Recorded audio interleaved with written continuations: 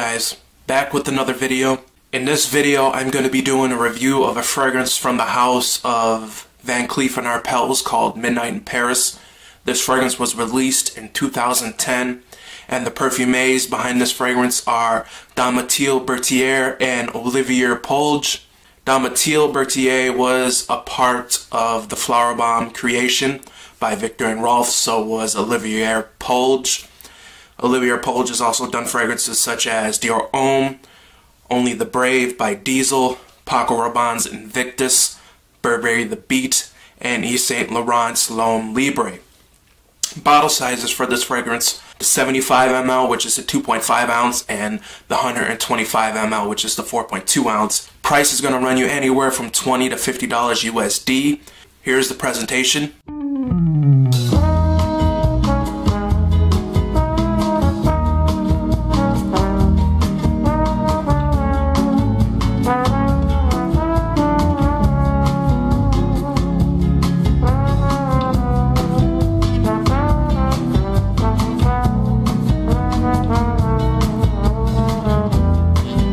As you can see, the bottle is very appealing. It has a nice design, circular design, nice heavy cap. It has like a metal ring going around the whole bottle, and it just looks very classy, very elegant, and very sophisticated.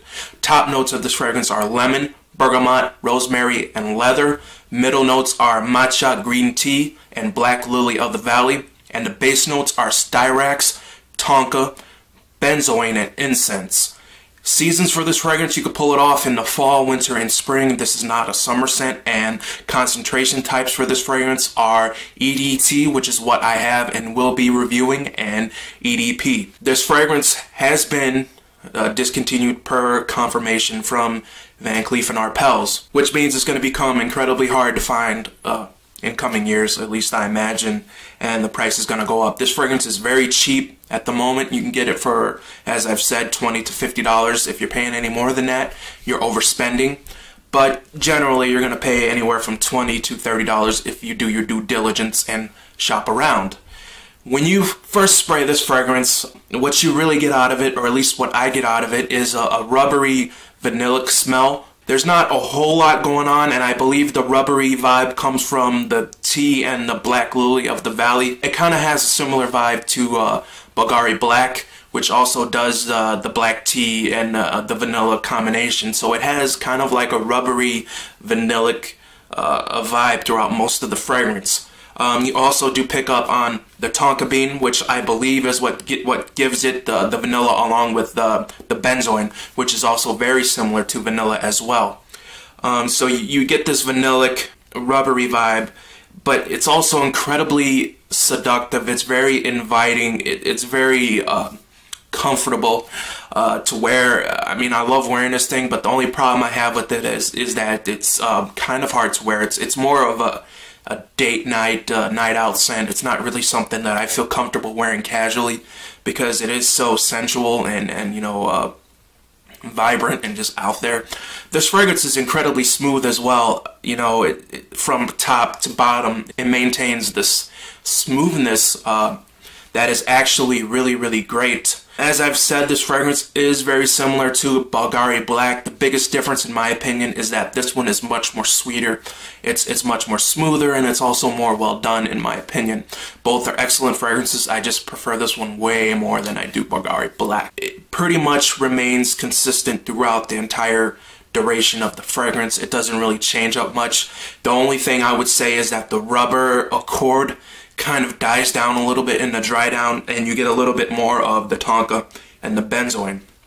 Now on me, the vanillic fragrances, Tonka bean based fragrances, which is what this is, they tend to perform really well on my skin, and this one is no exception. It performs incredibly well on my skin. I get about 10 to 12 hours longevity with about 3 to 4 hours of projection. Strong projection. This one projects really strong on my skin. It's very good for as far as performance.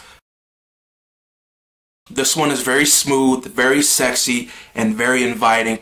It's not very synthetic. In fact, I would argue it's not really synthetic at all, and that's amazing considering the price It's very affordable.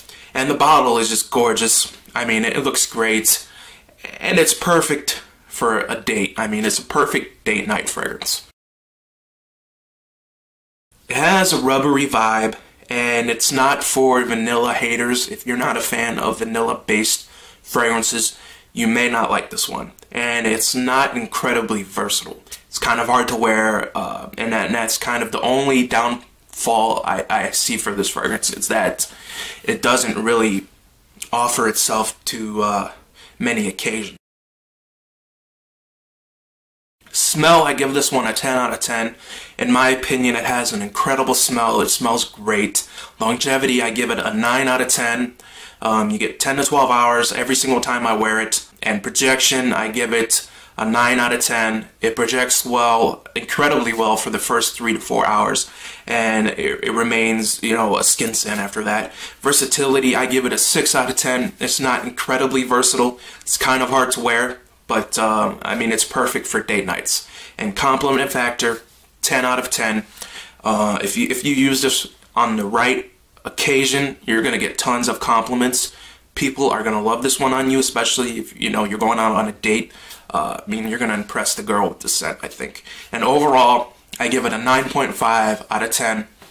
I really wanted to give this one a perfect 10, but I had to take the fact that, in my opinion, it's not as versatile as other fragrances. I had to take that into account, so I have to rate it a 9.5 out of 10. Objectively, I have to do that. I wanted to give this one a perfect 10, but I just couldn't. I just couldn't because of the versatility. Hopefully you guys enjoyed this review. I'm going to be doing some other reviews in the future. I have a couple niche fragrances that I'm going to review, and hopefully you guys stay tuned for that, and subscribe, rate, comment, all that good stuff, and thanks for watching.